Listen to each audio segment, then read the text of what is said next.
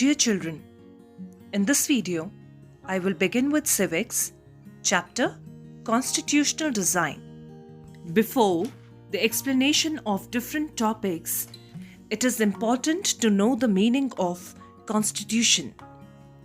There are certain basic rules that the citizens and the government have to follow.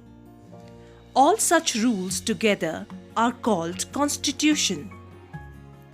As the supreme law of the country, the Constitution determines the rights of the citizens, the powers of the government, and how the government should function. One recent instance of designing constitution for a democratic state is that of South Africa.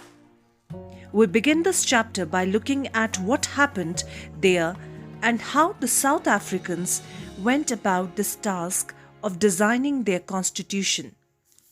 Then we turn to how the Indian Constitution was made. First topic is Democratic Constitution in South Africa.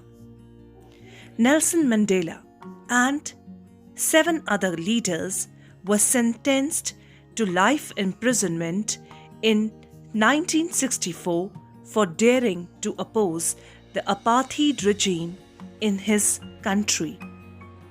He spent the next 28 years in South Africa's most dreaded prison, Robben Island.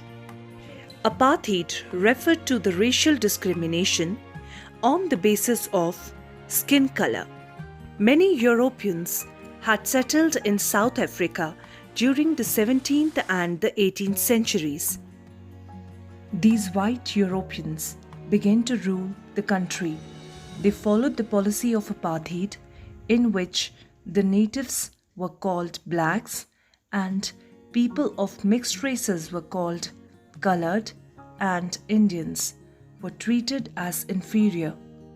The non-whites did not have voting right. The apartheid system was particularly oppressive for the blacks. They were forbidden from living in white areas.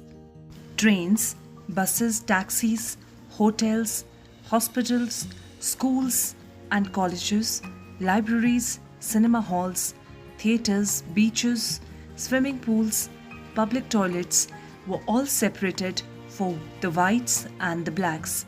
This was called segregation. Since 1950, the blacks, colored and Indians fought against the apartheid system.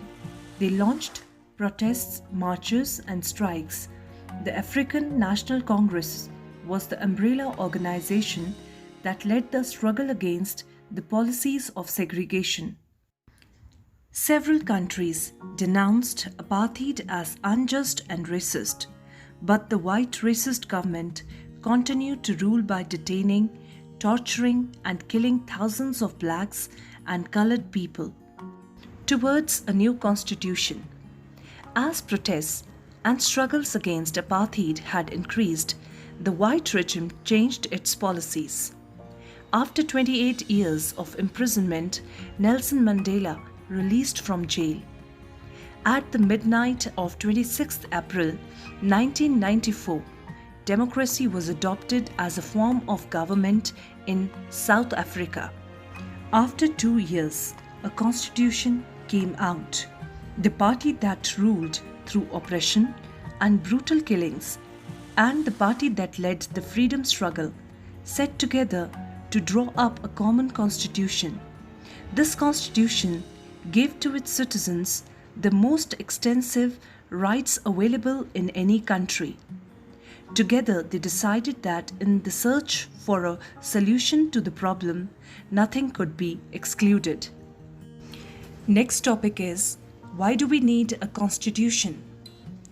The only way to build and maintain trust among diverse groups of people having difference of opinion and interests is to write down some rules that everyone should obey. Constitution is a set of written rules that are accepted by all living together in country. It is the supreme law that determines the relationship between people and government. It generates a degree of trust and coordination that is necessary for different kinds of people to live together.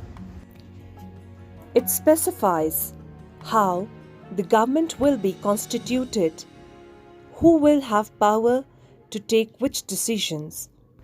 It lays down limits on the powers of the government and tells us what the rights of the citizens are. It expresses the aspirations of the people about creating a good society.